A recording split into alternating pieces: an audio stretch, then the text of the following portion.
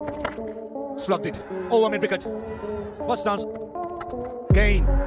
Same direction. And this tiger has certainly earned its stripes. Hi everybody, it is that time of the year again when the old year is on its way out and the new one is waiting in the wings, or actually has entered, because I'm late in conveying my wishes to all of you.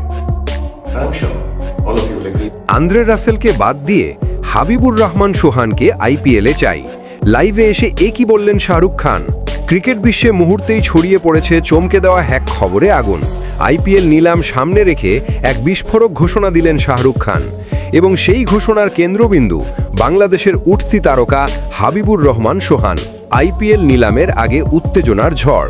এবারের আসরকে সবচেয়ে প্রতিদ্বন্দ্বীপূর্ণ মনে করা হচ্ছে। দলগুলো এখন ব্যস্ত তারকা প্লেয়ারদের ধরে রাখা ও নতুন প্রতিভা খুঁজে বের করতে। কিন্তু এই ব্যস্ততার মাঝেই ভাগ্যের দরজা বড় করে খুলে গেল বাংলাদেশের তরুণ সেন্সেশন হাবিবুর রহমান সোহানের। সোহানের ঝড়। এশিয়া কাপে হংকংয়ের বিপক্ষে মাত্র ৩৫ বলে অসাধারণ সেঞ্চুরি করে পুরো এশিয়া ও আইপিএলের স্কাউটদের নজর কেড়েছিলেন সোহান। বিশেষজ্ঞরা বলছিলেন এই তরুণের পাওয়ার হিটিং আইপিএলের জন্য তৈরি। কিন্তু সবাইকে চমকে দিয়ে শাহরুখ খানের লাইভ ঘোষণা।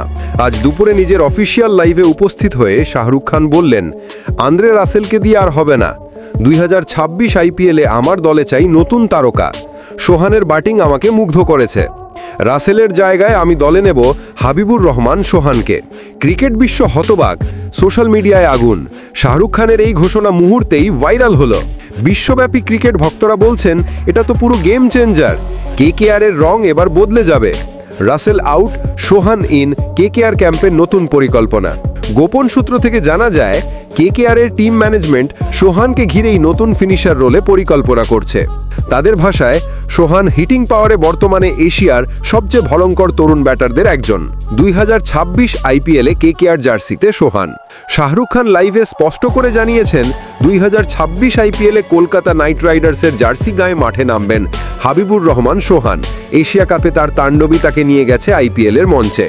ক্রিকেট বিশ্বে যে ইতিহাস সাকিব মুস্তাফিজ লিখেছিলেন, সেই ইতিহাসের নতুন অধ্যায় লিখতে মাঠে নামছেন হাবিবুর রহমান সোহান। আর সেই অধ্যায়ের দ্বার খুলে দিলেন বলিউড কিং শাহরুখ খান নিজ হাতে।